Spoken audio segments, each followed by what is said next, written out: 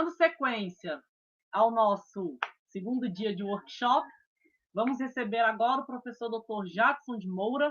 Ele possui graduação em Tecnologia em Produção de Grãos pelo Centro Federal de Educação Tecnológica de Rio Verde. É mestre em Ciências Agrárias pela Universidade Federal de Viçosa, Instituto Federal Goiano, e doutor em Agronomia pela Universidade de Brasília. Também é pesquisador membro da South American Mycorrhizal Research Network.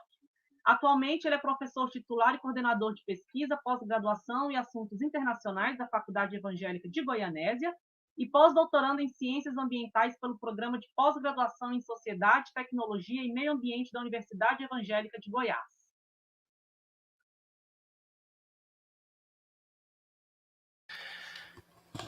Boa tarde, pessoal. Estão me ouvindo bem? Estão me ouvindo sem problemas?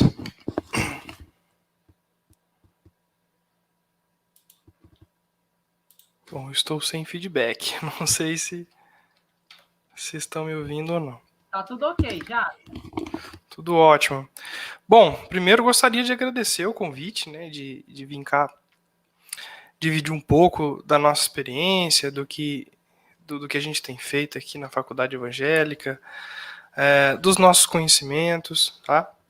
Eu sou professor pesquisador aqui na Faculdade Evangélica e a gente tem trabalhado com ecologia de micro-organismos de solo e a sua interação com o meio, né? Então, parte dos nossos trabalhos de pesquisa estão em avaliar o comportamento desses organismos como um indicador de qualidade, já que eles são tão sensíveis às alterações ambientais. Por que não utilizá-los como uma métrica, né, como um parâmetro para indicar se eu estou tendo impacto ou não em determinado ecossistema, certo? Eu vou transmitir minha tela aqui para vocês.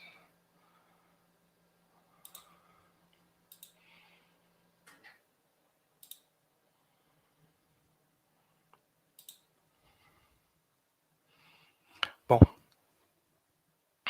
acredito que está tudo ok, né?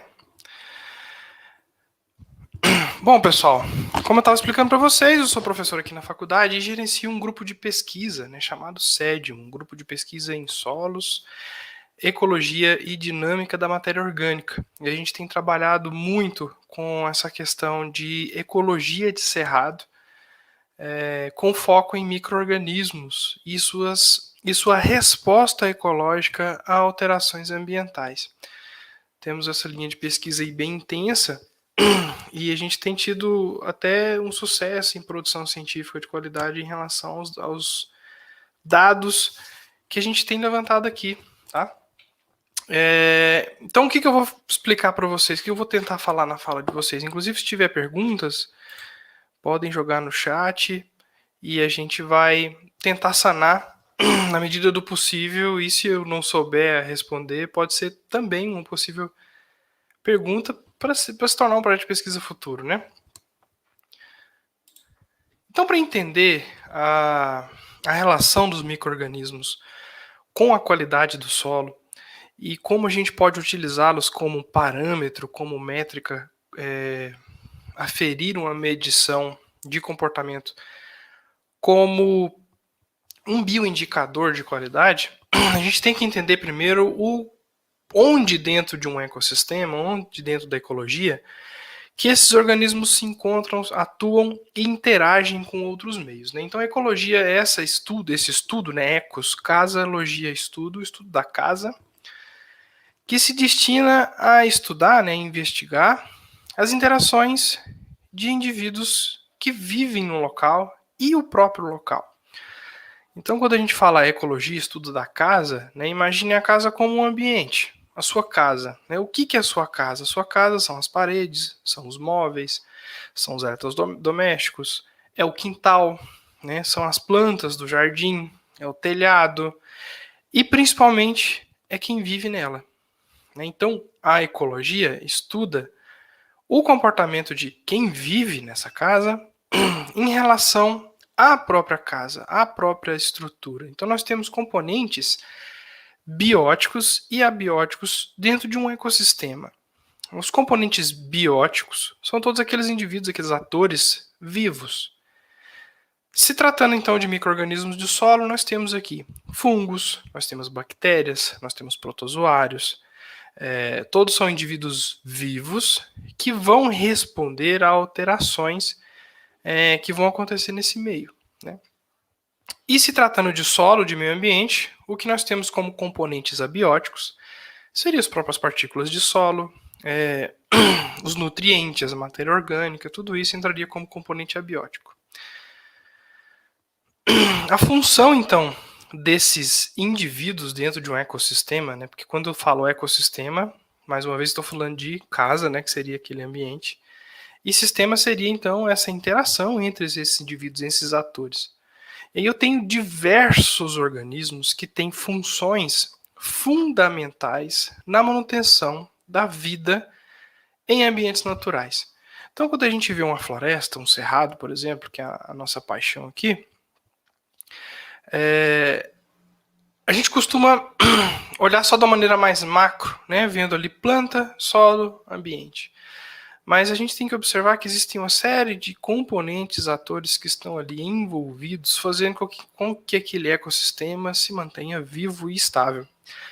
Inclusive indivíduos que são invisíveis aos olhos, né, que são os micro-organismos. Então, quando a gente vê uma planta, um cerrado nativo bem estruturado, um cerrado nativo que é resiliente ao fogo, por exemplo, a gente tem que ver o que está por trás, trazendo essa estabilidade, trazendo essa resiliência, né, essa resistência a alterações ambientais e, quem sabe, até atuando na recuperação em caso de impactos. Então, os micro-organismos do solo têm essa função fundamental na manutenção desse ecossistema como um todo. Então, vocês já devem ter ouvido falar, por exemplo, que o cerrado é uma área de solo ruim, de solo infértil, né? E que para a produção agrícola exige algumas demandas, alterações e tecnologias para que esse solo passe a ser produtivo. Né? E como, então, que em condições naturais o cerrado está lá tranquilão? Aí eu vou tirar o cerrado e para mim entrar com uma cultura eu tenho que trabalhar e corrigir esse solo, esse ecossistema. Muito por conta da atuação desses micro-organismos, que têm diferentes funções. E essas funções, como eu expliquei, são fundamentais na manutenção de vida. A gente vai falar um pouco aqui nessa palestra de algumas dessas funções, das principais funções que a gente tem dentro do ecossistema para manter ele vivo, para manter ele estável. Né?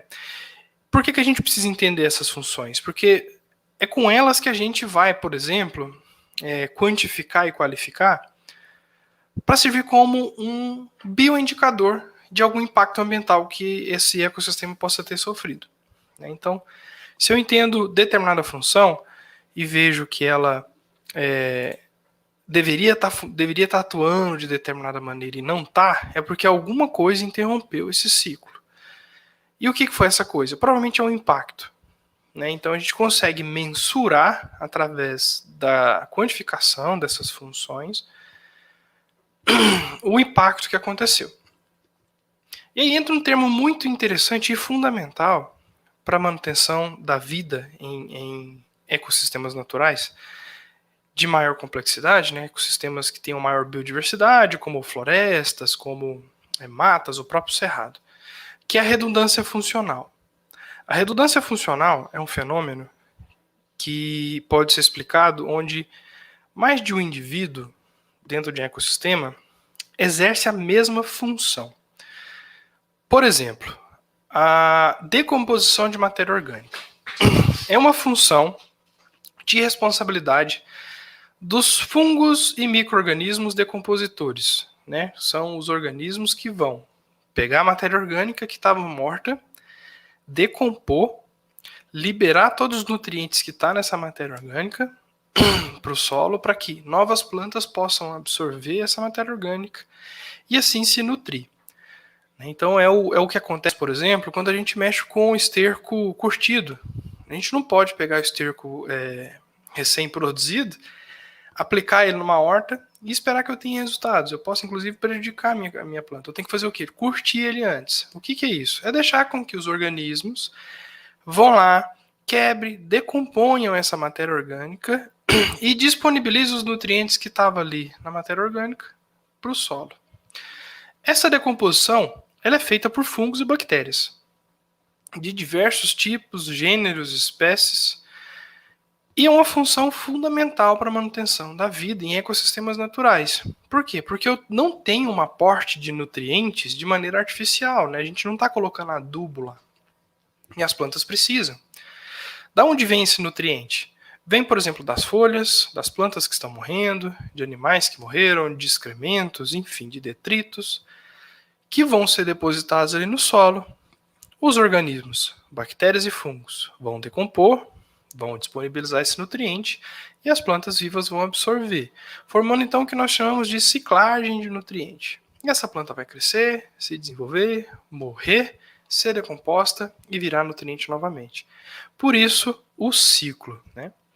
Se eu entro com algum manejo que interrompe esse ciclo ou que prejudica algum dos organismos que tem essa função, exemplo, eu faço uma aplicação de maneira irresponsável de algum defensivo agrícola, de um fungicida, por exemplo. Fungicida é uma molécula que ataca micro-organismos, fungos e bactérias. Ele tem esse nome fungicida por conta que as principais doenças que são controladas são da espécie do reino fungi, mas eu tenho alguns fungicidas, entre aspas, que são aplicados também para doenças bacterianas. O nome correto seria antibiótico, mas usa-se o termo fungicida para tudo, tá? Então eu faço uma aplicação irresponsável de fungicida e elimino 90% dos meus micro-organismos do solo. Em uma condição catastrófica, eu poderia interromper a ciclagem de nutriente. Se eu não tenho mais organismo para fazer a ciclagem, porque todos morreram naquela aplicação, eu vou interromper o fornecimento de nutrientes, essas plantas vão morrer por falta de nutrientes, mais matéria orgânica vai se acumular, que não vai ser transformada em nutriente pelos organismos que foram eliminados, e aí eu tenho uma situação catastrófica, certo? Por que isso não acontece na natureza? Por causa desse fenômeno, redundância funcional. Isso aqui é incrível. Por quê? A natureza, na sua grande sabedoria, estipulou que algumas funções não são executadas só por um grupo de organismos. Eu tenho vários tipos. Então, se por acaso alguma aplicação desastrosa vir a prejudicar parte da minha microbiota, parte dos meus decompositores, outro grupo vai sobreviver, porque sempre sobrevive. Tá? A gente vai falar inclusive no próximo slide. Outro grupo vai sobreviver e vai continuar fazendo o serviço daqueles que faltaram. Vai ser tão eficiente quanto antes? Obviamente que não. Mas a minha função não vai parar. Então, quando eu tenho redundância funcional, é porque eu tenho mais de um organismo responsável pela mesma função de um ecossistema. E quanto mais organismos eu tenho fazendo as mesmas funções, mais estabilidade esse ecossistema tem a resistir processos estressantes, processos de impacto. Então, quando a gente tem um sistema de cerrado nativo, que tem uma biodiversidade muito alta, ele tende a resistir mais e a se recuperar mais rápido de processos de impacto do que, por exemplo, ecossistemas agricultados, monocultura. Porque a monocultura ela restringe todas as plantas da superfície a uma única espécie. Automaticamente eu vou também restringir o tipo de organismo que está no solo. Além de a monocultura também sofrer bastante aplicação de defensivos que podem impactar diretamente os organismos do solo, fazendo com que esse ecossistema seja mais sensível, tá? Os agroecossistemas sejam mais sensíveis. Tanto que a busca de agroecossistemas conservadores, conservacionistas, né, métodos conservacionistas que tendem a buscar a saúde do sistema produtivo do ponto de vista biológico, ele tenta se aproximar de ecossistemas naturais. Então, inclusive, uma métrica que a gente pode dizer se um agroecossistema está bom, entrando mais uma vez nessa questão de bioindicador de qualidade, é comparar a microbiota de um ecossistema agricultado com de um ecossistema nativo. De preferência de áreas próximas. Por quê? Porque ali a tendência é que os organismos sejam pelo menos semelhantes. E aí, se eu tenho uma diversidade de micro-organismos e a quantidade de organismos ali semelhante, eu posso dizer, por exemplo, que eu tenho um ecossistema em condições boas, né, de qualidade. Ainda falando sobre a questão da ecologia, né, do solo, da interação entre esses organismos, suas funções e o ecossistema e a parte abiótica, né, o solo, as rochas e também as plantas entram na parte biótica, tá, gente? Eu tenho aqui os 4 dogmas da ecologia, né, que são verdades que eu preciso estar atento, né? Eu não gosto nem de usar a palavra dogma, porque ela liga um pouco à questão religiosa, mas é mais provocativo isso aqui, tá? Seriam 4 paradigmas, seriam coisas que ainda não foram, são verdades científicas que ainda não foram refutadas, né? A primeira delas é que a comunidade reflete seu habitat. Então, essa foto aqui foi uma foto tirada na Chapada dos Veadeiros, a gente fez um trabalho lá que eu vou apresentar um pouco dos dados deles ao fim. O habitat que eu estou vendo aqui nessa foto seria um cerrado tipo Campo Limpo, porque eu tenho aqui uma planta que é a vassourinha, que é uma planta típica do cerrado, alguma vegetação de vereda ali ao fundo, né? Então eu tenho um habitat aqui composto por uma biodiversidade não tão rica quanto, por exemplo, uma mata fechada, uma mata tropical, né? Eu tenho uma espécie predominante, gramíneas, algumas árvores ao fundo. Eu posso inferir, olhando essa paisagem, olhando esse habitat, que a biodiversidade desse solo não é tão rica quanto a biodiversidade do solo de uma área onde eu tenho uma diversidade maior de plantas, porque a gente vai entrar nisso também daqui a pouco, sobre como a planta seleciona e incentiva os tipos de organismos que podem ser encontrados no solo. Tá? Então a gente consegue inferir, isso aqui também é uma verdade reversa, né? Eu consigo inferir a comunidade observando o habitat e consigo também ter uma ideia do habitat observando a comunidade. Se me trouxeram uma amostra de solo com alta diversidade de organismos, de bactérias, de fungos, de protozoário, eu consigo dizer se aquela amostra é de uma área preservada ou não. Justamente por quê? Porque eu tenho uma comunidade muito rica, eu posso inferir que aquela área é uma área preservada. Se eu tenho uma comunidade selecionada, uma comunidade muito curta, por exemplo, se eu pego uma amostra de solo que ela está muito rica em bactérias do gênero Rhizóbio, que são bactérias que normalmente se ligam a plantas leguminosas e a gente costuma acabar selecionando elas em áreas de produção de soja, de feijão, por exemplo. Então, se eu pego uma amostra de solo que eu tenho uma comunidade muito elevada desse tipo de bactéria, eu não preciso nem saber que tipo de planta que tinha lá para conseguir arriscar o chute, né? Então seria relacionado a isso esse primeiro dogma, né? Populações se desenvolvem até um limite biológico ou abiótico. A gente está vivendo isso na pele.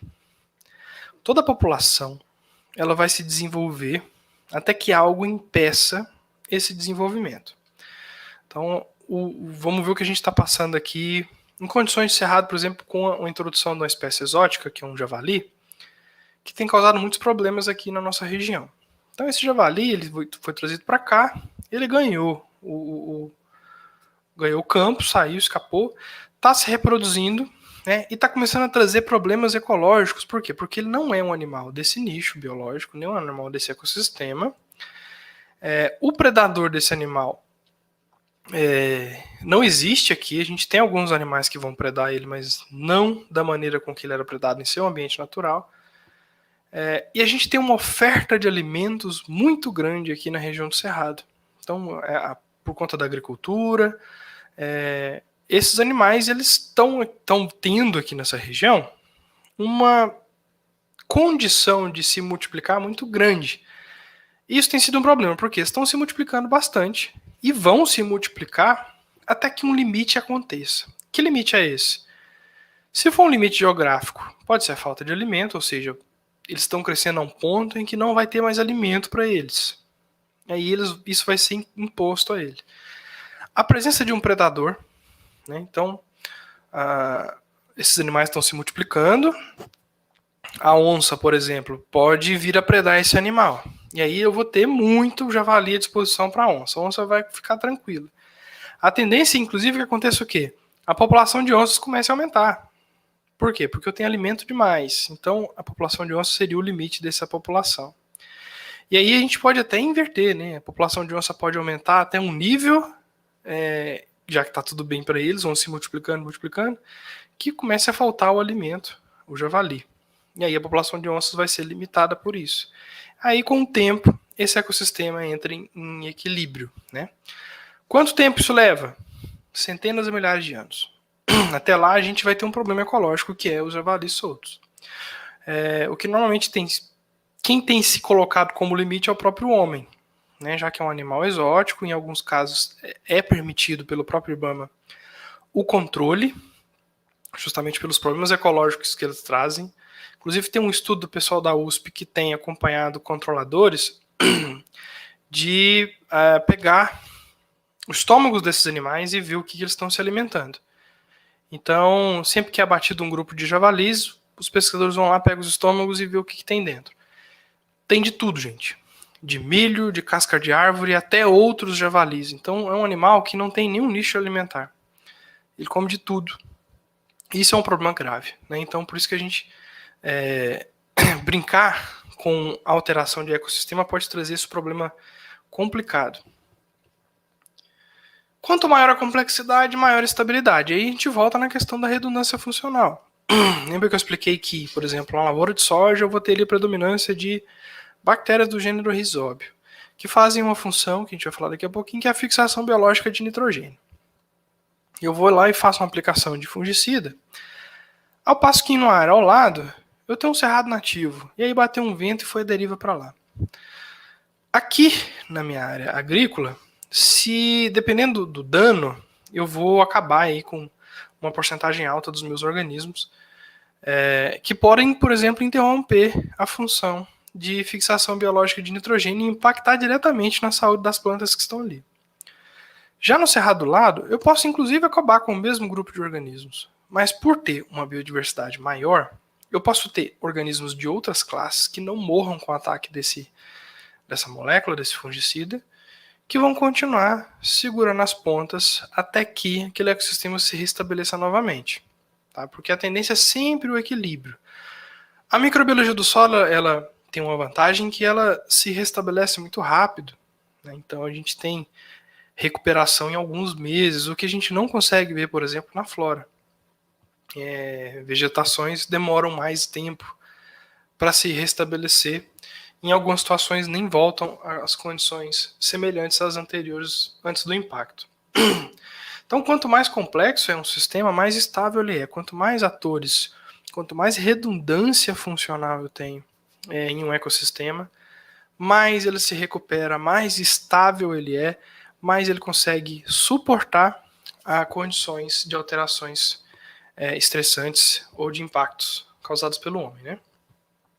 E por fim, qualquer mudança, gente, isso aqui também é a chave da recuperação de solos. Qualquer mudança, ela vai fazer bem para alguém, tá?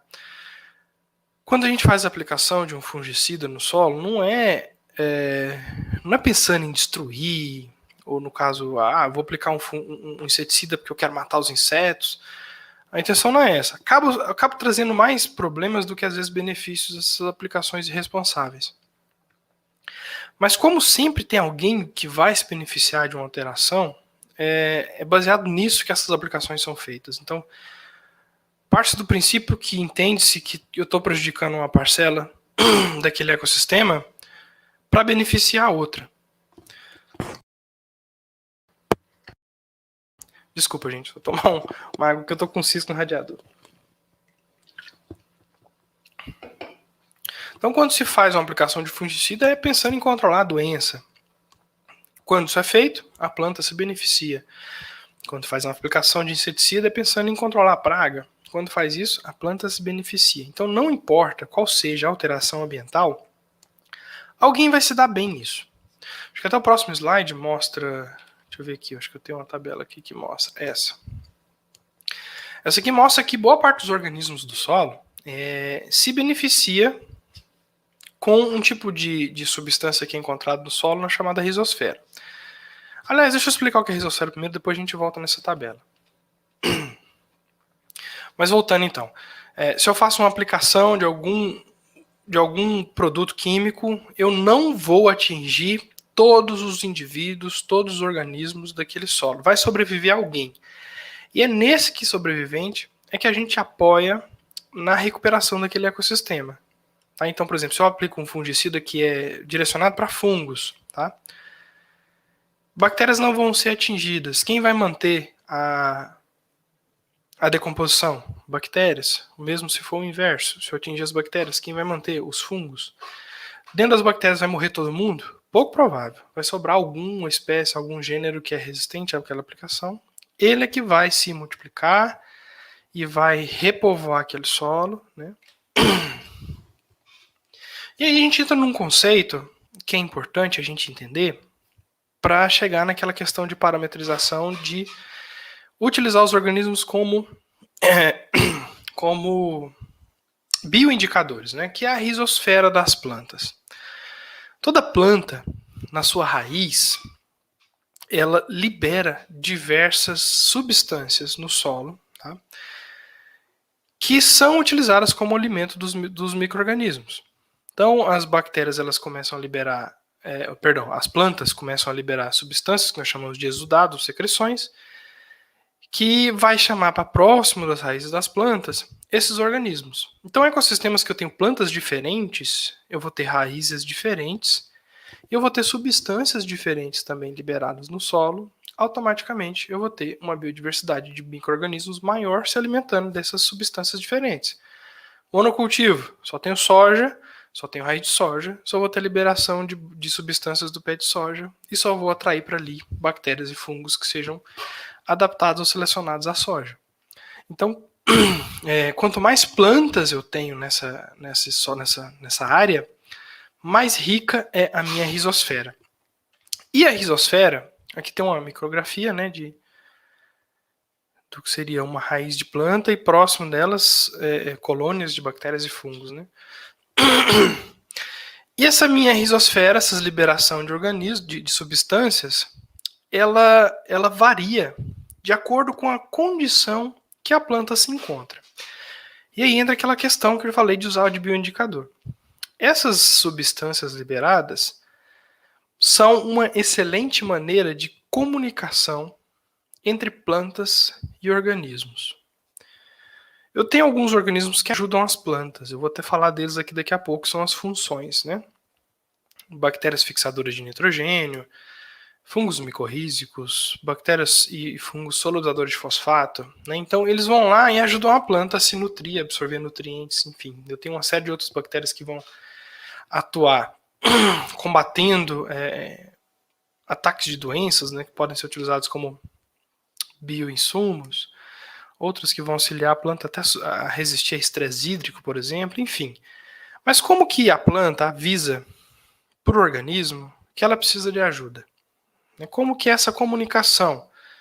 Porque um fato estabelecido é que planta bem nutrida não pede ajuda.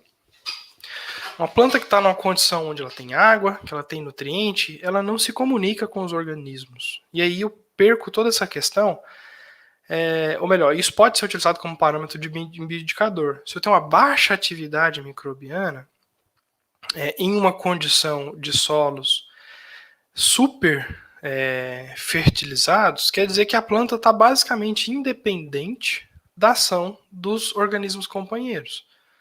Se eu estou dando todo o nutriente que ela precisa, luz e água, ela não precisa pedir ajuda, né? Mas a partir do momento em que ela é submetida a uma situação de estresse, seja falta d'água, falta de nutriente, falta de luz, temperatura, tanto alta quanto baixa, metais pesados, enfim, seja qualquer for o estresse, isso inclusive impactos causados, né, uma aplicação de algum defensivo, de algum agrotóxico, ela vai liberar substâncias diferentes no solo.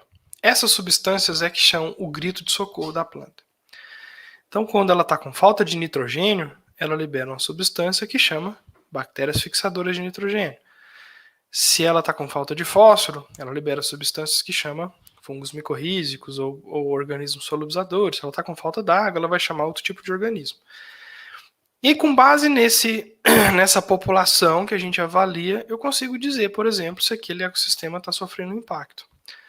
Então, não necessariamente números elevados da presença de micro-organismos sejam um bom sinal. Talvez seja uma resposta de que aquele ecossistema está impactado, está sofrendo algum tipo de estresse, a ponto dos organismos que realizam aquela função estarem trabalhando muito. Então, quando eu vejo uma alta população de fungos micorrízicos, é porque provavelmente essa planta está passando por um estresse hídrico constante. Falta de água, né? Ou se eu vejo uma alta população de bactérias fixadoras de nitrogênio, é porque a planta não teve suporte de adubação nitrogenada. O que, hoje em dia, é um bom sinal, porque a gente já tem basicamente o domínio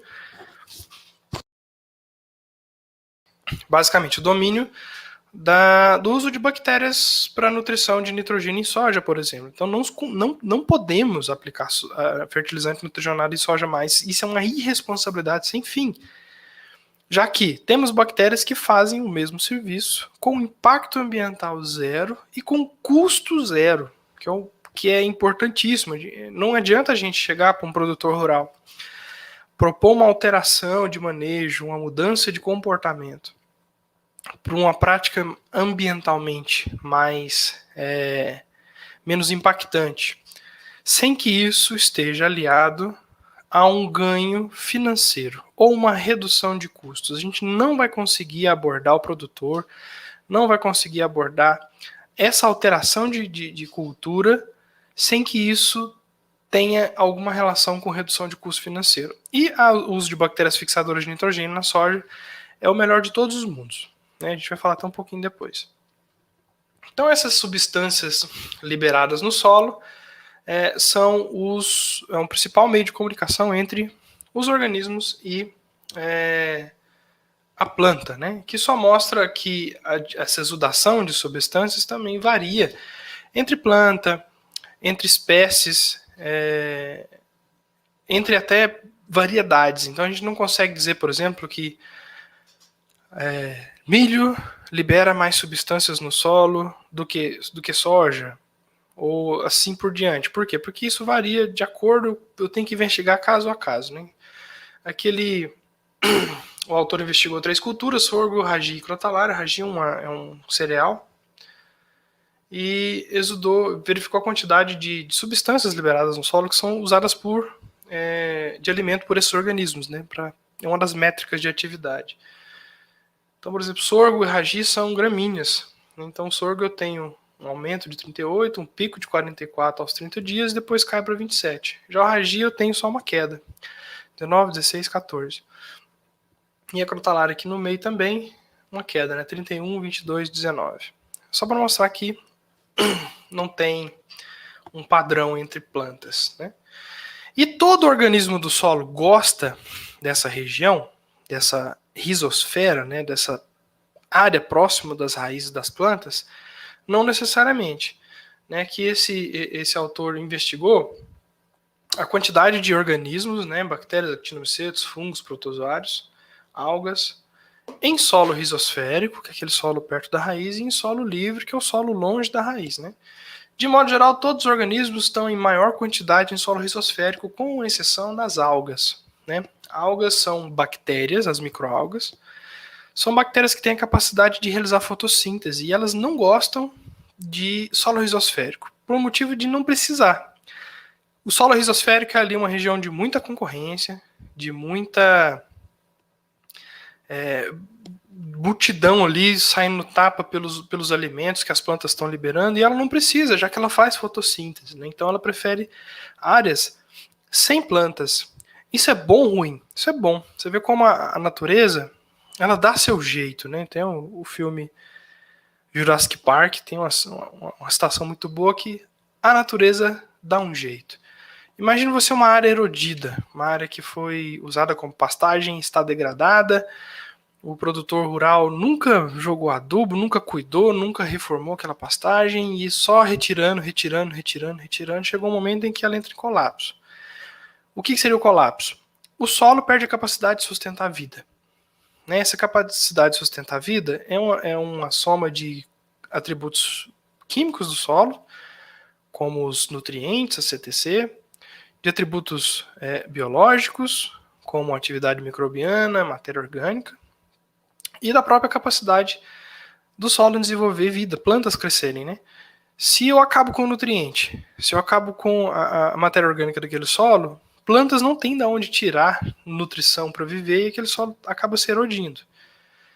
E como que eu recupero esse solo naturalmente? Deixo quieto, 100, 1000, 2000 anos, o que vai acontecer? O primeiro grupo que vai povoar esse solo que não tem nada são as algas.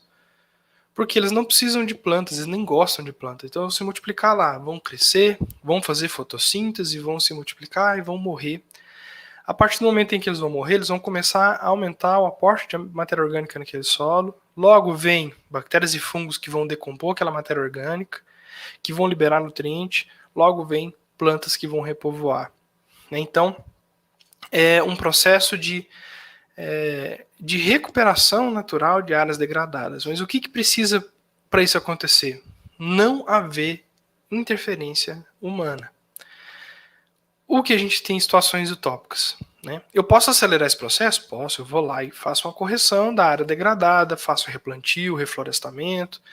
Eu estou acelerando esse processo que poderia estar acontecendo naturalmente, né? Mas quando, por exemplo, o ser humano deixar de existir do planeta Terra, nós estamos aqui a uma faixa muito pequena e já fizemos um estrago danado. A probabilidade é que a gente não continue por muito tempo. A Terra dá um jeito. O grande problema da Terra são os seres humanos, né? E aí, falando sobre as funções, né, dos organismos que podem ser utilizados como métricas de bioindicação, a primeira delas é a fixação biológica de nitrogênio. Depois da fotossíntese, é considerada uma das funções mais importantes para a manutenção da vida na Terra, né? Se Deus der um estalo e a FBN parar, estima-se que a vida ela dure um pouco mais de 30 anos. Por quê? Boa parte do nitrogênio que é incorporado em ecossistemas naturais, nitrogênio nutriente, né, por plantas em florestas, ela vem da fixação biológica, ela vem da atuação dessas bactérias que vão estar fornecendo nutrição para essas plantas, né? A gente tem das principais maneiras de se obter nitrogênio hoje em dia, né? Temos a fixação industrial, que seria um processo industrial que a gente faz para a produção de fertilizantes. Temos vários tipos, né, que vão produzir ureia, sulfato de amônio, né? A fixação atmosférica, que eu também tenho nitrogênio que vem para o solo, que pode ser absorvido pelas plantas, através de chuvas que tem muitos raios, né? Raios e trovões. A descarga elétrica ela consegue quebrar o nitrogênio do ar, o N2, e a chuva ela vem nutrida, ela vem cheia de nitrogênio para as plantas. Então, chuva de eventos, principalmente as primeiras chuvas, né, que eu tenho mais partículas de poeira no céu, isso aumenta atrito, aumenta a energia estática, elas são muito bem-vindas pelas plantas, né? Mas a principal maneira de se contribuir com o nitrogênio para as plantas, principalmente em ecossistemas naturais, é através da fixação biológica de nitrogênio. E sem nitrogênio, eu não tenho clorofila, tá? Porque é um nutriente fundamental na produção de clorofila. Sem clorofila não tem fotossíntese, sem fotossíntese não tem vida na Terra, né? Por quê? Porque a fotossíntese é a base da produção de energia de plantas, que é a base da cadeia alimentar de todos os seres vivos. Né? Se a gente come carne é porque a vaca come grama. Né? Se a gente está comendo plantas, é porque essas plantas estão fazendo fotossíntese. Então é um fundamental, são duas funções fundamentais para a produção de vida. Fotossíntese, responsabilidade das plantas e algumas algas, obviamente, na verdade é o contrário, né? Mais das algas segundo das plantas, elas vieram antes. E FBN é uma função exclusivamente das bactérias, né? São somente as bactérias que têm essa capacidade de produzir nitrogênio e fornecer para as plantas, né? Então, esse paralelo aqui mostra só a importância, né, da FBN, inclusive isso já é utilizado como tecnologia, né, como biotecnologia no campo, E o futuro, gente, para a produção agrícola sustentável, de conseguir aliar a produção de alimentos com a não degradação, não impacto, está nos bioinsumos. Tá, gente? O que causa impacto, o que causa mais problema na produção agrícola seria monocultivo, uso de fertilizantes, né, em excesso, e uso de agrotóxicos. Como que eu resolvo isso? Monocultivo com rotação de cultura, diversificação, uso de fertilizantes, com a utilização de organismos que vão substituir isso sem impacto. Né? Por exemplo, quando eu uso uma bactéria, ela fornece nitrogênio para a planta na quantidade exata que a planta precisa. Eu não tenho um excesso que vai contaminar corpos hídricos, que vai volatilizar, que vai virar gás do efeito estufa. Então, eu não tenho impacto, é uma produção de zero impacto, né? E doenças e controles de pragas e doenças. Eu também posso usar os organismos, né? Eu tenho os organismos que causam biocontrole.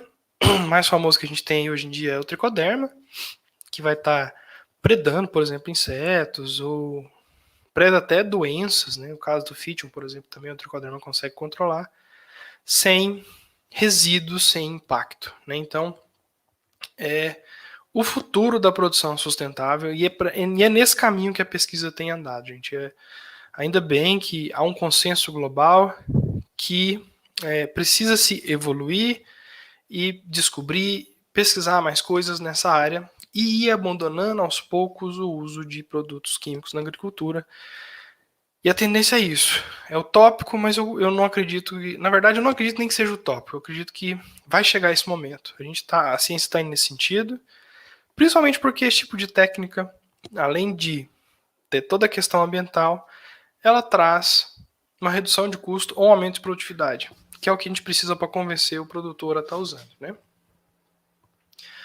Aqui é um paralelo, né? A produção industrial de nitrogênio é cara, a biológica é gratuita, a produção de nitrogênio industrial ela traz impactos, poluição, além de ser produtos inflamáveis, explosivos, perigosos, né? A biológica é barata e sem poluição. Eu tenho um baixo aproveitamento de poluentes. A biológica ela só vai consumir a energia que a planta produz, não tem custo nenhum. Custo de produção de alimentos, até 20% do custo de produção é adubo. Em caso de usar fixadores de nitrogênio, eu zero esse custo, né? Enfim, quantidade de nitrogênio fixado, né, através da produção industrial, 49 milhões. Se a gente for contar todo o nitrogênio estimado, produzido pelas bactérias, 175 milhões de toneladas por ano. Né? Isso contando em todos os ecossistemas ambientais ou ecossistemas naturais. Outro grupo importantíssimo são os fungos micorrízicos. É um grupo que vive no solo e eles têm a função de colonizar raízes das plantas e atuar como uma extensão dessa raiz. Então aqui vocês estão vendo essa plântulazinha de pinos, né? Aqui essa parte vermelhinha que é a raiz dela. E toda essa área aqui, ó, são fungos. Então o fungo se ligou à raiz dessa planta e está fazendo o papel de raiz. Né? Começa o quê? A absorver água e nutriente. E qual que é o gatilho dessa colonização? É justamente a falta d'água. Se a planta tiver falta de água, falta de fósforo também, mas nesse caso aqui mais água. Logo ela vai pedir ajuda, porque ela está com sede, e logo os fungos vão se aproximar e começar a ajudar essa planta. Né? Então, é um tipo de colonização. Foi o primeiro processo de parceria, né, de simbiose, que a gente chama, entre micro-organismos e plantas, né, entre micro-organismos diferentes já existia, como por exemplo o líquen, né, que é aquela mancha acinzentada que a gente vê às vezes em casca de árvore, que ali é uma alga e um fungo. A micorriza, então, é esse aperto de mão entre um fungo e uma planta. Tá? Então, inicialmente, esse fungo começou ali como um organismo que ia causar doenças em plantas, né? E logo ele notou, eu estou tentando não usar esses termos antropomórficos, porque o fungo ele não nota, ele não quer, ele não tem vontade, né? Só faz aquilo que ele foi selecionado evolutivamente. Mas, para bom entendimento, o fungo notou que se ele deixasse de causar doença e passasse a trazer algum benefício, a planta ia parar de tentar combater ele. Então ele passou de ser um organismo parasita para ser um organismo simbiótico, onde a planta dá para o fungo nutrientes, elementos, né, fotoassimilados, e o fungo dá para a planta água e nutriente. Então é um processo, como eu expliquei para vocês, começou como patogênico e logo depois ele foi para um processo simbiótico. E aí eu tenho fungos desses em todos os solos do mundo, e o Cerrado é presenteado com uma biodiversidade de fungos micorrízicos gigantescas. Então a gente, inclusive, uma das hipóteses que a gente sempre trabalha é que o Cerrado só se mantém vivo nesses solos ruins, como são, e nesse regime hídrico falho, como é, que a gente tem no Cerrado aqui um período seco e um chuvoso, por causa da atuação dessa grande diversidade de fungos micorrízicos que a gente tem aqui. Tá? Então a gente consegue observar muito bem alterações, como as alterações impactam o Cerrado, observando o comportamento desses fungos. Então eles são um excelente bioindicador de impacto. Tá? A gente vou até mostrar para vocês um trabalho que a gente desenvolveu aqui na faculdade mais para frente que mostra isso. Então esses fungos vivem no solo, alguns deles são obrigatoriamente micorrízicos, eles só vão funcionar se estiverem ligados às plantas, só vão viver assim. E alguns são facultativos, né? Eles podem estar ligados à planta, quando não tem planta, eles fazem a decomposição de matéria orgânica, são saprofíticos. Então eles podem migrar nesses metabolismos aí. Então, aqui é uma diferença básica entre os dois tipos principais de fungos micorrízicos que a gente tem alguns mais, mas são os principais, que é o zendo, muito comuns aqui na região do Cerrado, né?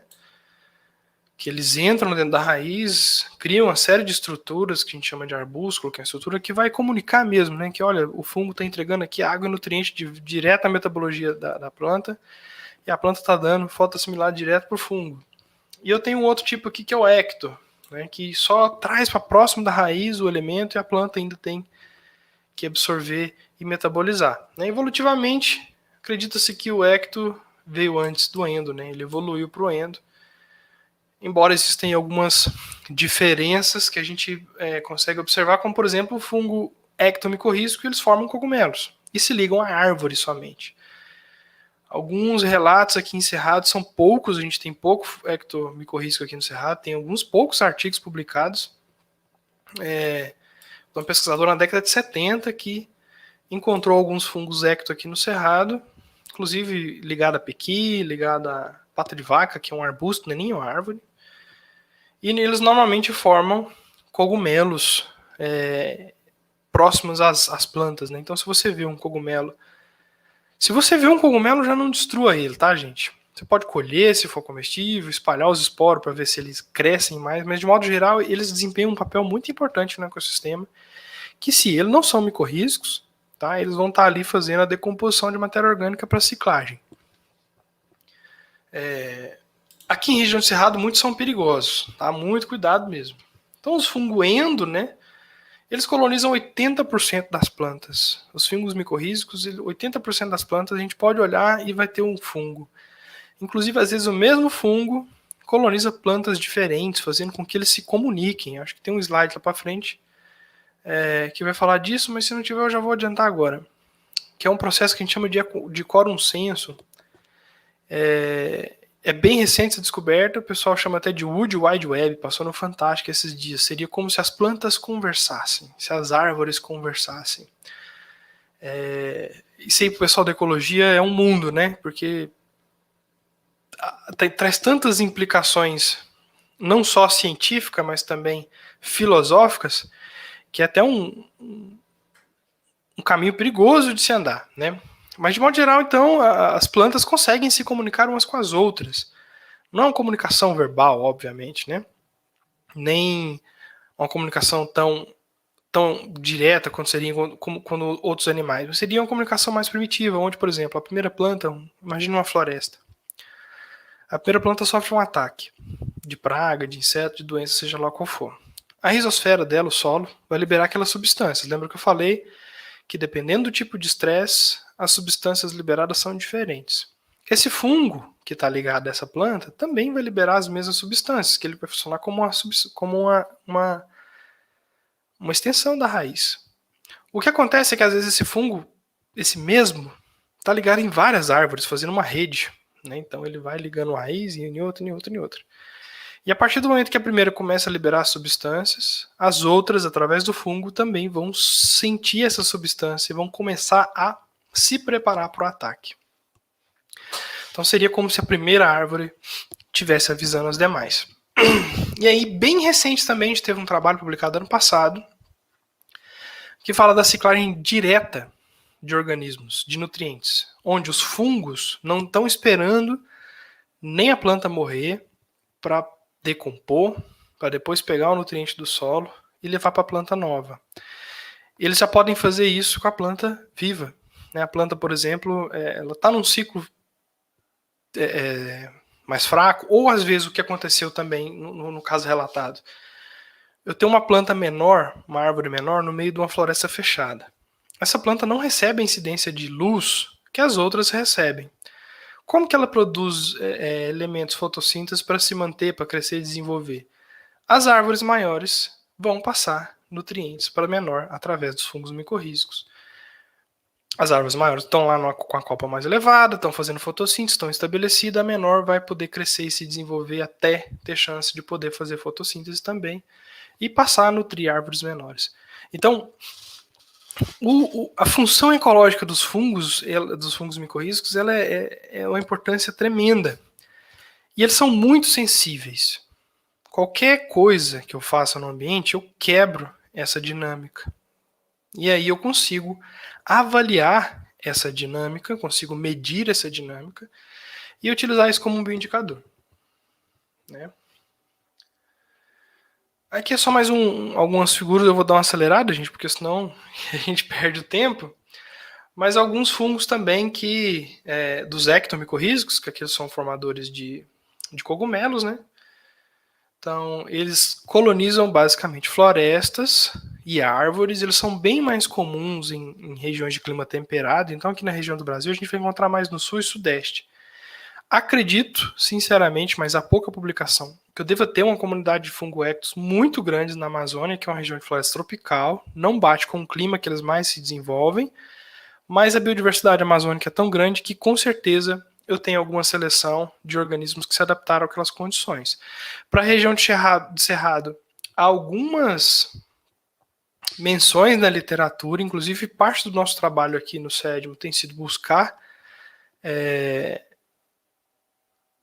esse tipo de presença, e por enquanto a gente não encontrou. Né? Então esses fungos aqui, eles colonizam principalmente as árvores, né, como eu expliquei, e ao contrário dos endomicorrízicos, esses colonizam só mais a parte de fora da raiz, né? Aquele córtex mais externo, trazem até próximo da raiz o nutriente, deixando ainda por conta da planta a parte de absorver e metabolizar. Né? Então, cogumelos são os principais organismos desse grupo. Até que eu coloquei aqui em evidência a questão de cerrado, por quê? A gente tem relatos na literatura de alguns fungos ectomicorrízicos, mas normalmente eles aparecem próximo de árvores exóticas, por exemplo, eucalipto, não é nativo de cerrado. E aí, às vezes, em eucalipto aparece um fungo que forma essa associação. Na literatura foi descrito, então, que eu tenho, que foi encontrado pela autora, na década de 70, cogumelos em piqui em pata de vaca. Em piqui, especificamente, foi encontrada uma espécie de trufa, né, que é um cogumelo comestível de alto valor gastronômico, que também faz essas associações simbióticas. Né? Esse livro aqui, ó, Ana Mapô, fala dos cogumelos, tem tela aqui, tá aqui fala desses cogumelos que têm importância ecológica e também podem ser utilizados como alimentação. E são encontrados, descritos aí nas florestas amazônicas, e como a gente divide muita biodiversidade com a Amazônia, a gente consegue encontrá-los alguns também em cerrado, né? Falando da trufa, só para vocês terem uma ideia do preço que é a trufa, aqui ó, R$ 1.100, 18 gramas de trufa branca, né? E aqui R$ 1.099, 200 gramas de trufa preta. Então é um tipo de fungo que tem um valor gastronômico altíssimo e pode vir a se tornar, por exemplo, uma fonte de renda para a agricultura familiar. né? Que ele vive o extrativismo. Eu preciso que exista árvore de piqui para que esse fungo se desenvolva. Então eu tenho que manter a floresta. Então é uma boa maneira de incentivar, por exemplo, produtores familiares a manter matas nativas. Mas eu tenho que primeiro ter um processo de educação, de formação, para que eles consigam tirar e manter e produzir alimentos de alto custo, né? Aqui é só mostrando como é que essas trufas são encontradas, né? A gente normalmente pode treinar cães, mas antigamente na Europa eram utilizados porcos, né? A porca fêmea, ela fuça onde tem a trufa por conta do cheiro da trufa se assemelhar ao do macho no cio. É um cheiro muito forte. Mas alguns cogumelos. Qual é o ponto? Entender essas funções e esses organismos nos dá ferramentas para utilizá-los como bioindicadores de qualidade, né? E aí eu tenho algumas curiosidades a respeito da interação desses organismos com o ambiente, né? Por exemplo, o fungo micorrízico, nesse trabalho aqui, foi observado que ele estava conseguindo tirar nutriente de rochas, né? Que é uma fração que a planta não consegue acessar. Isso explica mais uma vez por que da importância desses fungos aqui na região de Cerrado. Nós temos solos tão pouco férteis que às vezes a nutrição das plantas de Cerrado, que são tão vigorosas em seus ambientes naturais, podem estar vindo das rochas através dos fungos. A gente faz uma análise de solo, vê que o solo é pobre, olha a vegetação vigorosa. O que está acontecendo? Adaptação, gente. Adaptação de um ecossistema que está ali e aprendeu a conviver consigo próprio. Aqui nesse trabalho mostra a importância de alguns fungos, por exemplo, como atores importantíssimos no estabelecimento de orquídeas, né? Algumas orquídeas, inclusive, elas são aclorofiladas, elas não conseguem nem fazer fotossíntese. Quem que nutre essas plantas? Os fungos micorrízicos, os orquidóides. Eles vão estar ali buscando no solo, metabolizando e nutrindo a planta. Então, sem eles, essa planta nem vive. Ela é dependente exclusiva dele. Então, eu consigo ver, por exemplo, através da atividade de um fungo desse, como é que está a situação nutricional, ou como é que determinado impacto atingiu esse cultivo. Aqui o Wood Wide Web que eu expliquei para vocês antes, né, onde um fungo micorrízico se liga a várias plantas. Inclusive esse Wood Wide Web é uma brincadeira com o World Wide Web, que é o www da internet, né? Seria a internet das plantas, onde elas se comunicam.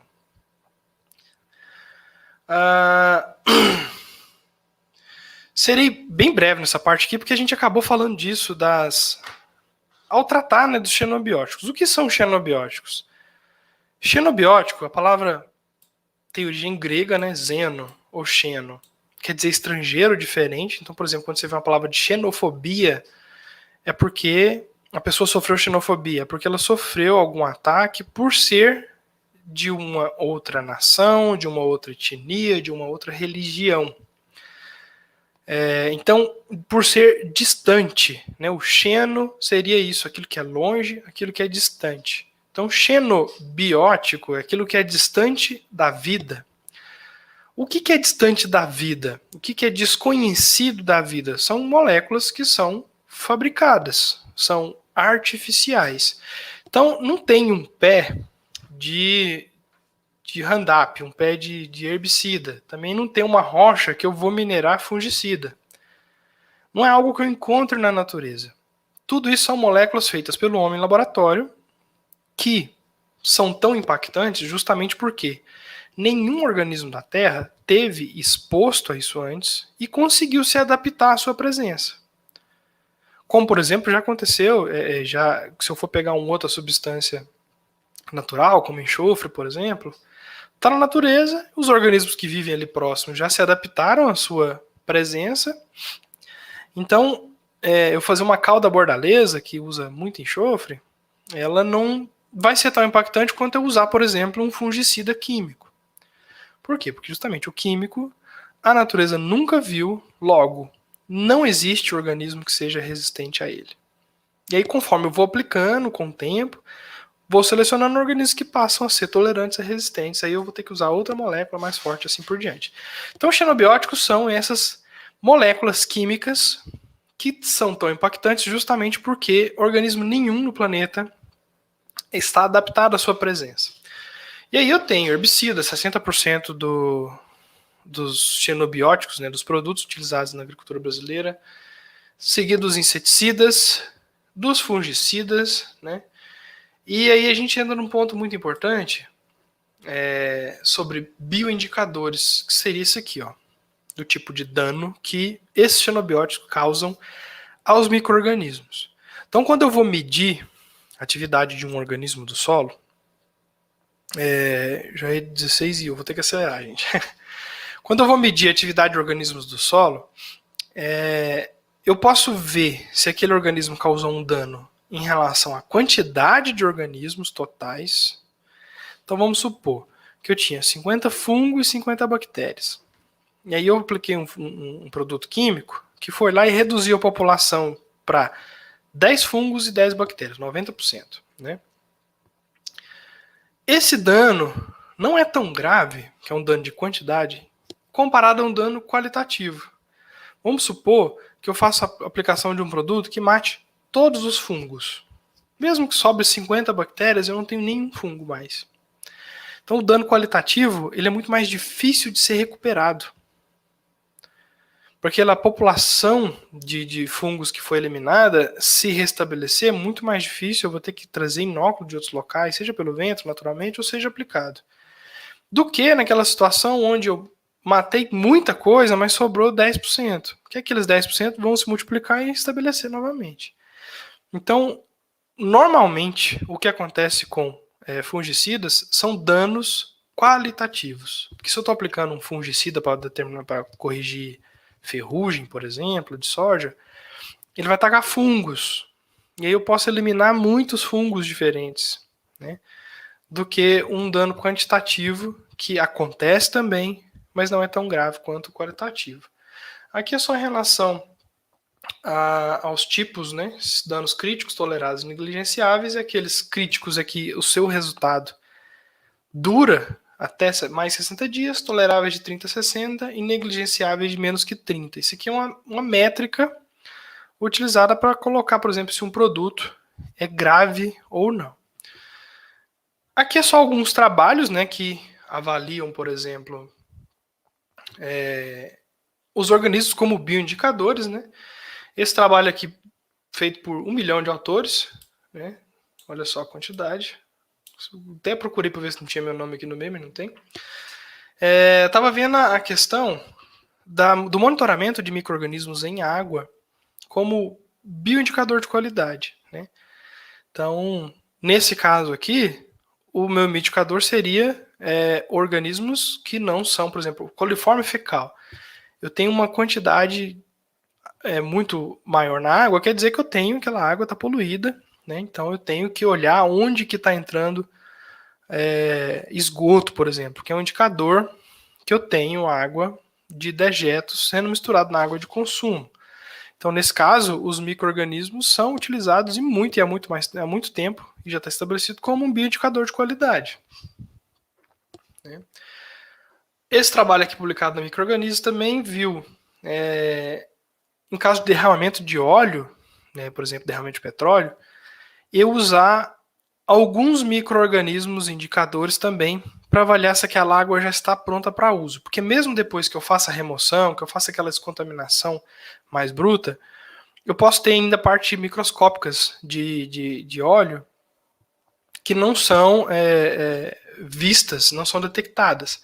Mas se eu faço uma avaliação de microbiota, eu vejo que eu tenho ali dentro uma alta quantidade de organismos, por exemplo, que se alimentam desse óleo, quer dizer que eu ainda tenho óleo. Então, a população aqui é um problema. Tá?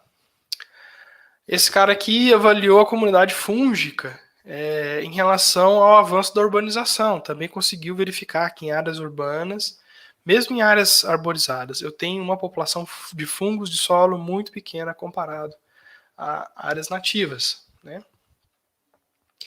Aqui também um trabalho que olha a atividade microbiana como bioindicador à aplicação de pesticidas. É isso que a gente falou também durante toda a palestra.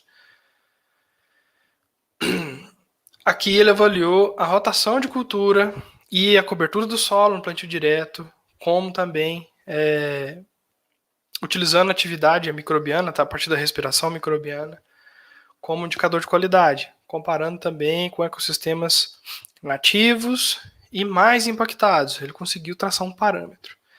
E esses trabalhos aqui, esses 3 trabalhos, são trabalhos nossos que a gente realizou, né? Tanto usando fungos micorrízicos arbusculares. A gente avaliou aqui vários sistemas agroecológicos. A gente tem aqui o sistema Mandala, o PAIS, o agrofloresta, né? E comparando eles com o cerrado nativo. Né? A gente testou tanto a questão de fungos micorrízicos como atividade microbiana geral. A gente viu que alguns agroecossistemas são tão bons do ponto de vista de qualidade do solo do que cerrado nativo. Né? Então, por exemplo, o PAIS, que é o Programa Agrosustentável, Programa Integrado Agrosustentável. E ele é excelente do ponto de vista de manter a biologia do solo. E esse trabalho aqui a gente publicou ano passado na Frontiers, uma revista excelente, onde a gente avaliou a questão da comunidade micorrízica em diferentes tipos de cerrado e a resposta que ele tinha em relação à variação sazonal do clima, né? Período seco, período chuvoso. A gente consegue observar que em período seco, os organismos fungos micorrízicos, eles trabalham muito mais do que em período chuvoso. Né? Então, por quê? Para tentar manter aquela planta num período de escassez de água, viva e vigorosa, ao contrário da época de chuva, onde ela não precisa tanto do fungo e a população dele diminui. Pessoal, basicamente é isso, tá? Agradeço o convite, é sempre muito bom estar falando dos trabalhos de pesquisa que a gente resolve, que a gente desenvolve aqui na faculdade, do quão importante é a questão da microbiologia na produção sustentável de alimentos, na questão ecológica, de preservação e de recuperação de áreas degradadas. Então me coloco à disposição, estou aberto aí a questionamentos, né? E é isso.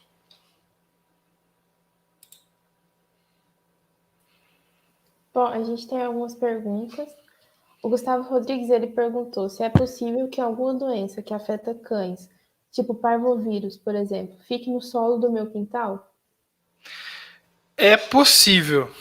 Eu não vou afirmar com certeza, porque como não é a minha área, a questão de microbiologia animal, mas se é um vírus, na verdade, né, um parvovírus, ele não é bem um micro-organismo, né, o vírus, ele é como uma entidade biológica, ele funciona de uma maneira um pouco diferente.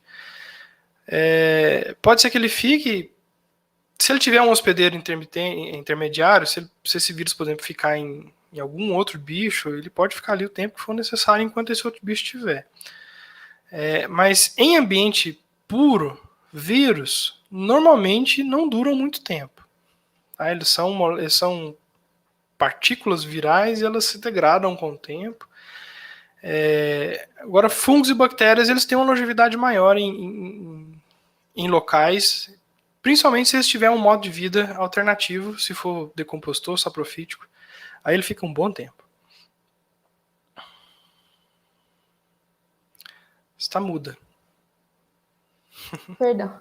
Nessa perspectiva, a recuperação de qualidade microbiológica do solo seria a base para o início da recuperação de áreas severamente exploradas e degradadas?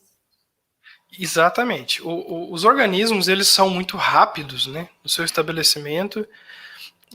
Por conta dessa sensibilidade, tanto ele é o mais rápido a sentir uma alteração, quanto também ele é o mais rápido a começar o processo de recuperação. Aquela foto que eu coloquei do Cerrado foi em 2017, a Chapada dos Veadeiros sofreu o maior incêndio da sua história, né? Chegou a queimar 70% da Chapada. E aí a gente aproveitou a oportunidade para ir lá fazer um monitoramento da recuperação da microbiota do solo no pós-incêndio. Então a gente viu que com 3 meses a microbiota já estava estabelecida. A gente viu que das primeiras coletas e 3 meses e adiante não teve alteração mais. Então 3 meses foi o tempo suficiente para que a microbiota se restabelecesse e já começasse ali a auxiliar as plantas nesse processo de recuperação. E mostra a importância, por exemplo, dos organismos do solo na recuperação de impactos de fogo, por exemplo, como o cerrado, que a gente fala que o cerrado é tão resiliente ao fogo, e os organismos eles têm essa importância nesse processo de recuperação.